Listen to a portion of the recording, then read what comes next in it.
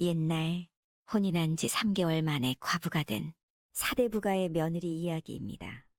한 명망 높은 사대부 집안에 귀한 아들이 있었습니다. 사대부가의 장손으로 귀하게 자란 아이는 어느덧 장성하여 혼인을 하게 되었지요.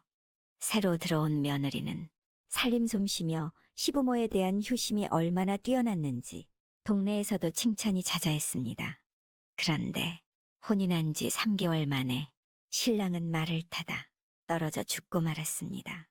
하루아침에 청산과부가 된 며느리는 그때부터 문밖 출입을 일체 금하고 수절을 하며 지내게 되었지요. 과부가 된 며느리의 방에서는 외로움을 달래려는지 매일 밤마다 다듬이질 소리가 그치지 않았습니다.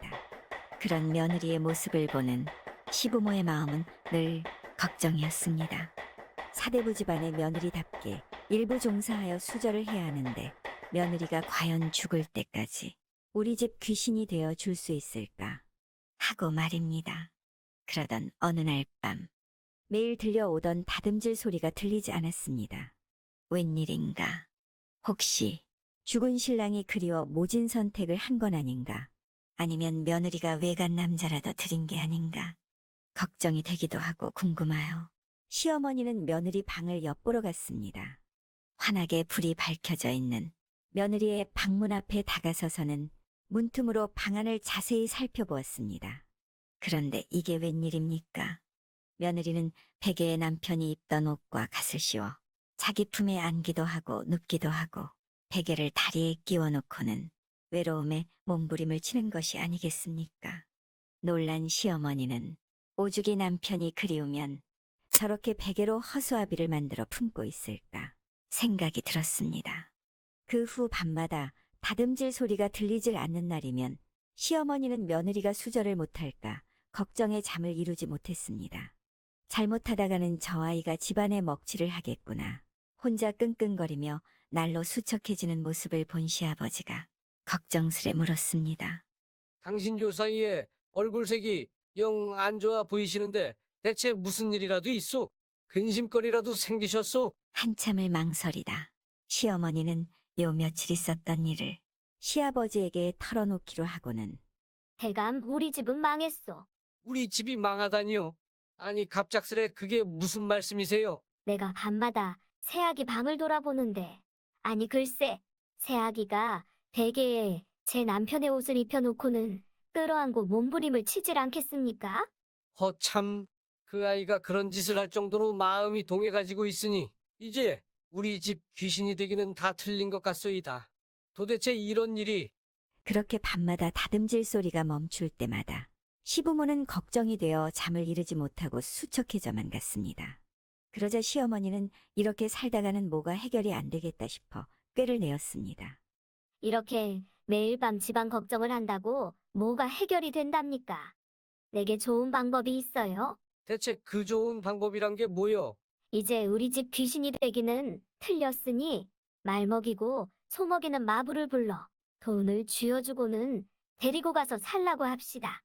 그리고 가짜로 시체를 만들어 밤새 배를 앓다가 죽었다고 하면 되지 않겠습니까? 영도 다른 사람이 보지 못하게 대감이 직접 하시면 되지 않겠습니까?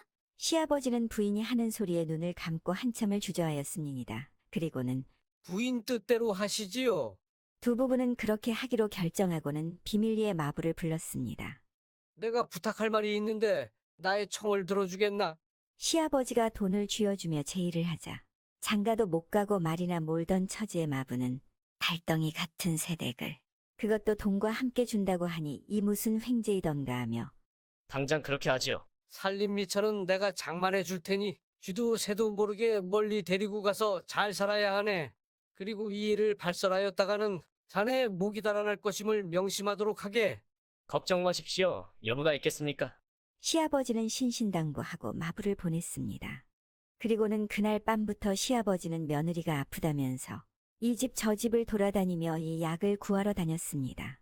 며칠 동안을 그렇게 다니니 동네 사람들은 모두 며느리가 크게 아픈 것으로 믿게 되었습니다.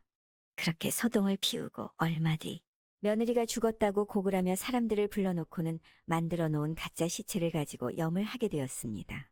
이 불쌍한 것, 다른 사람들은 절대 손대지 마시오. 절대로 이 불쌍한 것 떠나는 마지막 길 내가 직접 하겠소. 그리고 나서 두 내외는 안으로 들어가 가짜 시신의 염을 하고 관을 짜서 그 안에 넣었습니다. 친정 식구들조차도 청산과부가 된 딸의 죽음을 혼자서 살아가느니 차라리 다행이라고 여겼지요. 그리고 나서 3년 정도가 지난 어느 날 시아버지는 임금의 부름을 받고 말을 타고 한양에 가게 되었습니다.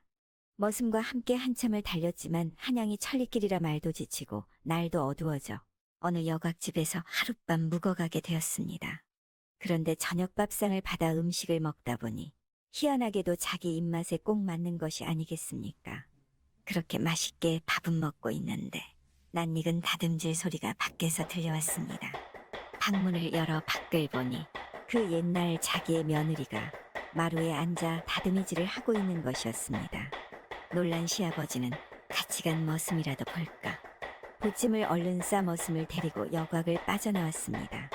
그러다 결국 가슴이 사무쳤는지 말을 세우고는 지푸라기 하나를 집어들어 목구멍에 깊숙이 밀어놓고는 저녁 먹은 것을 모두 토해내고는 한없이 눈물만 흘립니다.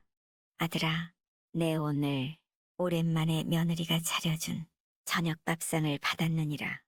가슴에 너를 묻고 또 묻었지만 오늘만은 묻혀지지가 않는구나.